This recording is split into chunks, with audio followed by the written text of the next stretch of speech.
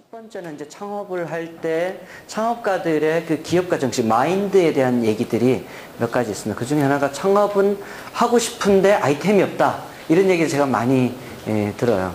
워낙 저한테 그런 얘기를 많이 들어서 제가 자주 그 생각을 해보는데, 가만히 들어보면 아이템은 굉장히 많은데 왜 아이템이 없다 그러나 이렇게 들어보면, 가만히 들어보면 뭔가 큰 거 한 방을 노리는 그런 아이템을 찾는 거죠. 뭐 구글과 애플과 MS를 한 방에 이렇게 잡아뜨릴 만한 그런 아이템을 찾으니까 아이템이 잘 안 떠오르죠.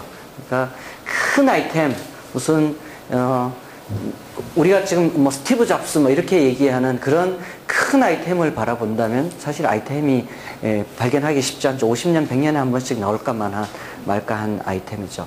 사실 사업은 도박하고 굉장히 비슷합니다. 그래서 사업이 선을 하나 이쪽으로 가면 도박이고, 선이 이쪽으로 가면 사업이라고 할 수 있어요. 뭐 비슷한 요소 중에 하나가 이런 게 있죠.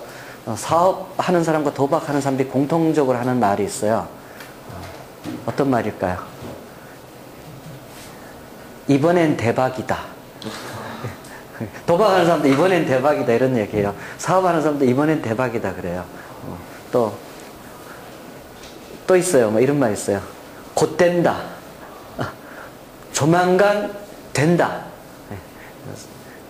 그 도박하는 사람이 영화 같은 데 나오죠. 집에 집문서를 들고 나가는데 와이프가 나 죽이고 가라 그러고 막 붙잡고 할 때 하는 말이죠. 봐, 이번엔 곧 된다니까. 이번에 가서 꼭 내가 한다니까. 사업하는 사람도 지금 계속 안 되는데도 곧 된다 이런 얘기를 하면서 하죠. 사실은 사업과 도박이 어떤 면에서는 상당히 유사한 면도 있어요. 사업하는 사람들이 그 도박적 성향을 가진 사람들, 그 큰 거 한 방 노리는 사람이 바로 도박적 성향을 가진 사업하는 사람이라 할 수 있습니다. 근데 그런 사람들이 하는 얘기에 비슷한 게 있죠. 뭔가 제품을 만들고 난 뒤에 이거 공격적으로 마케팅하면 될 거야.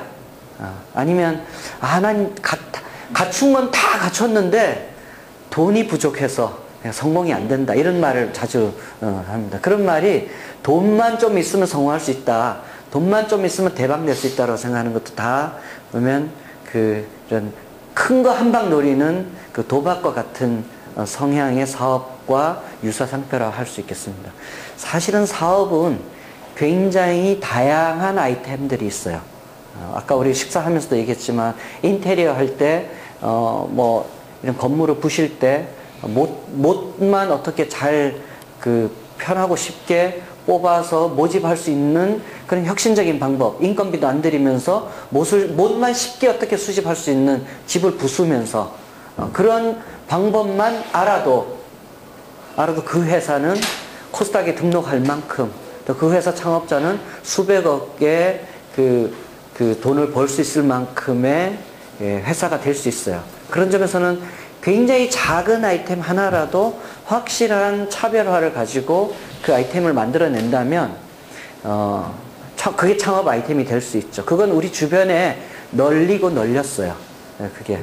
근데 아주 그게 작기 때문에 큰 거 한 방 노리는 사람들 눈에 안 띌 뿐이에요. 스티브 잡스 같이 큰 거, 구글 같이 큰 거 한 방 노리는 사람한테는 그 못을 쉽게 뽑아서 그 수집해서 팔 수 있다라는 아이템은 애개가 되는 거죠. 그리고 가까운 곳에 있고 또 우리가 경험한 영역이 있다. 또 창업하려고 하는 사람들 중에 특허나 참신한 아이디어, 나는 아이디어가 굉장히 많아요. 이런 사람들이 많이 있어요. 경영학의 아버지라고 불리우는 피터 드러커가 한 얘기예요. 특허를 산업화해서 돈을 벌 수 있는 것과 로또 복권을 사는 것이 두 가지를 비교한다면 로또 복권을 사는 것이 훨씬 더 안전한 방법이다. 이렇게 얘기했어요. 사실은 특허라는 또는 참신한 아이디어라는 것이 사업을 시작해서 성공을 이루는 데까지 가는 전체 성공의 요인 중에 그 아이디어는 5%, 10%도 안 되는 아주 작은 요인에 불과합니다. 사업은 과정이 훨씬 중요해요. 좋은 아이디어가 있고 좋은 기술이 있고 좋은 환경을 가졌다 하더라도 사업은 시작하면 첫 번째 벽에 부딪히거든요. 시작하자마자 벽에 부딪혀요. 그래서 그 벽에 부딪히는 벽을 어떻게 해치고 부수고 돌파하고 혹은 우회해서 사업에 자기가 목표한 목표를 이룰 수 있느냐라는 그 과정이 훨씬 더 성공에 있어서 더 중요한 요소이다. 참신한 아이디어와 특허가 그럼에도 불구하고 사업에 있어서 성공에 있어서 성공 요소가 될 수 없는 가장 큰 이유는 그것의 출발점이 어디인가. 그 출발점은 우리 머릿속에 있기 때문에. 우리의 사업의 출발점이 나의 아이디어에서 나오는 거죠. 사업의 아이템은 어디서 나와야 되죠?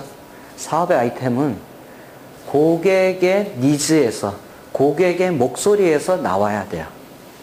근데 참신한 아이디어가 많고 특허가 많고 기술이 많은 사람들은 고객을 만만하게 봐요. 그런 경향이 있어요. 고객을 만나면 내가 좋은 아이디어 있는데 막 설명해요.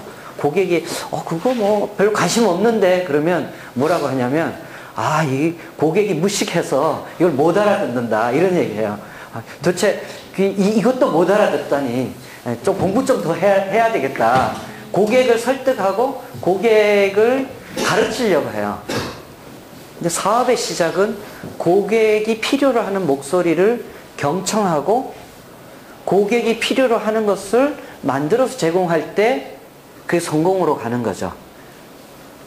그러니까 자기의 머릿속에서, 내 머릿속에서 나온 아이디어를 가지고 고객을 설득하고 가르치려고 하는 아이템은 어쩌면 시장과 고객의 니즈와는 완전히 일치하지 않는 아이템일 수 있죠. 그런 점에서 특허와 참신한 아이디어만 가지고 사업을 한다는 것은 굉장히 위험한 거라고 할 수 있죠. 또 뭐 많은 사업 계획서를 저희가 투자해 달라고 봤습니다. 그 안에 사업 계획서에 상당한 부분이, 우리 창업 동아리도 상 많이 탔다고 지금 자랑했는데, 상당한 부분이 신문에 이렇게 났고 뭐 언론에도 있고 뭐 무슨 상도 받았고 뭐 정부의 무슨 인증도 받았고 그렇습니다. 사실은 우리가 창업 경진대회 무슨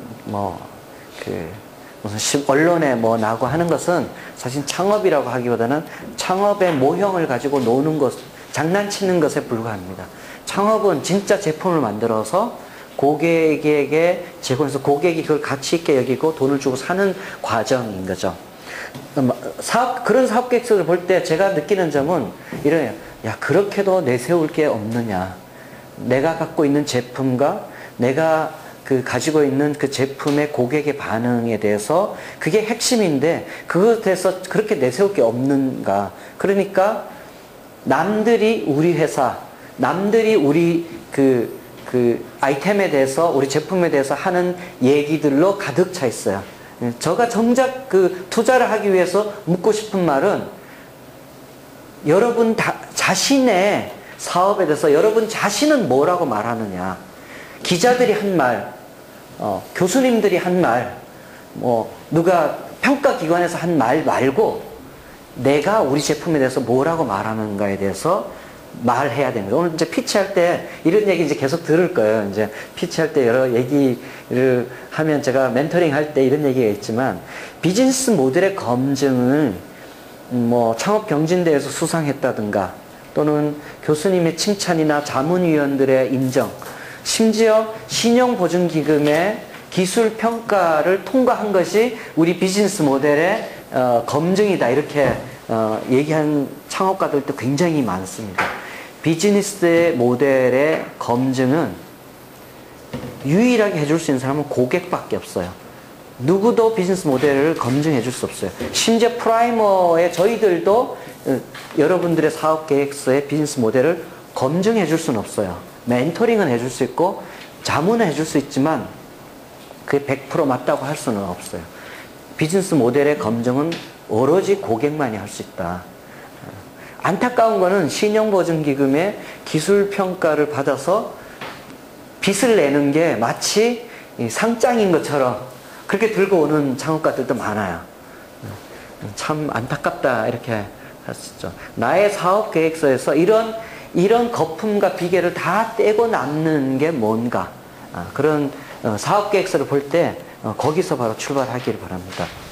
뭐 한국 시장은 좁다, 뭐 공정한 룰이 동작하지 않고 대기업들의 불공정 거래와 뭐 뇌물과 뭐 접대와 관계 때문에 우리가 뭐 할 수 없다. 그래서 해외 진출을 우리는 한다, 이런 얘기가 있습니다. 이제 많은 창업가들 그런 얘기를 합니다. 미국에도 대기업의 횡포와 공정하지 않은 룰과 뇌물이 여전히 존재합니다. 우리가 미국이 무슨 천국이고 한국은 지옥이고 이렇게 얘기하는 거는 우리가 그냥 환상인 거죠. 한국 사람이 한국말로 한국 문화와 한국적 넥트워크를 가지고 여기에서 성공할 수 없는 창업가는 미국말로 미국 문화에 네트워크도 없는 곳에서 성공할 수 없다, 이렇게 볼 수 있습니다. 해외 진출이 한국 기업들의 굉장히 중요한 요소이긴 하지만, 그렇지만 창업 초기부터 해외 진출을 한다라는 것은 정말 그건 나는 정말 험한 자갈길을 가겠다라고 말하는 것 같습니다. 한국에서 먼저 뿌리를 내리고 비즈니스 모델이 검증된 후에 해외 진출을 시도하는 것을 고려하는 게 창업가들이 해야 될 일이다. 인맥과 네트워크가 중요하다. 이 말은 사실은 세상을 움직이는 진정한 가치가 무엇인가에 대한 일종의 그 가치관의 차이인 것 같아요. 정말 인맥과 네트워크가, 사실 여기서 할 얘기가 아주 많이 있는데 시간 관계상 넘어가겠지만, 인맥과 네트워크가 동작하는 곳이 과연 건강하냐? 그게 정상적인 곳이고 정말 그게 가치 있는 것인가에 대한 생각을 우리가 다시 한번 따져볼 필요가 있어요. 그냥 신문사에서 기자들이 뭐 누가 네트워크로 성공했다, 우리의 성공 요소는 네트워크이다, 이렇게 뭐 책도 쓰고 글도 쓰고 신문에 나온다고 그냥 그것이 진짜 성공하는 요인인 줄로 생각하는 것은 한번 진짜 그게 네트워크와 인맥이 정말 성공의 요소인지를 깊이 생각해 볼 필요가 있습니다. 사람들이 진짜 인맥과 네트워크로 움직여지는 사람들의 질이 어떤 질의 사람인가에 대해서 한번 생각해 보기 바랍니다. 그렇다면 진짜 세상을 움직이는 힘은 무엇인가? 간단하게 말한다면 진짜 세상을 움직이는 힘은 가치 있는 것을 만들어낼 때 사람들이 그 가치에 대해서 평가하고 페이하고 그것이 인정받는 사회가 바로 이 세상이다 라는 가치관, 이 한 축이 있죠. 물론 이제 이런 얘기, 좋은 제품을 싸게 만들면, 한마디로 말하면 회사로 볼 때, 그러면 분명히 그 제품이 팔리고 그 회사는 성공할 것이다 라고 얘기를 이제 하는 거죠. 그러면 대표님, 사실 맞는 얘기인데요, 그렇지만 이렇게 나오죠. 그렇지만 현실은 그렇게 워킹하지 않습니다, 이렇게 얘기하는 사람들은 많이 있어요. 사실은 보면 좋지 않은 제품을 자기의 네트워크를 통해서 비싸게 팔아먹는 회사가 돈을 더 많이 벌고 성공하는 것처럼 보여요. 그렇게 보일 뿐만 아니라 또 그렇게 승승장구하는 회사들도 있어요. 그리고 좋은 제품을 싸게 만들어서 인맥과 네트워크나 혹은 다른 방법을 쓰지 않고 그냥 팔면 망하는 것처럼 보이는 회사들도 있어요. 그것은 여러분들의 믿음이라고 생각해요. 여러분들이 어떤 가치관을 갖고 있고 어떤 세상이 어떻게 동작하는, 이 세상을 어떻게 동작하는가, 이 사회는 어떻게 동작하는 사회인가에 대한 여러분들의 믿음대로 여러분들은 그렇게 살아갈 거예요. 그렇게 살면 돼요. 그러나 저는 뭐 전산학과가 나왔지만 제가 회사를 설립하고 회사를 경영하면서 저도 왔다 갔다 했어요. 이렇게 하다가 잘 안 되면 이게 맞나 봐. 또 하다 보면 이거 아닌 것 같아, 이쪽이야, 이렇게 왔다 갔다 많이 했었죠. 제가 그러나 길게 사업을 하면서 결과적으로 봤을 때 결국은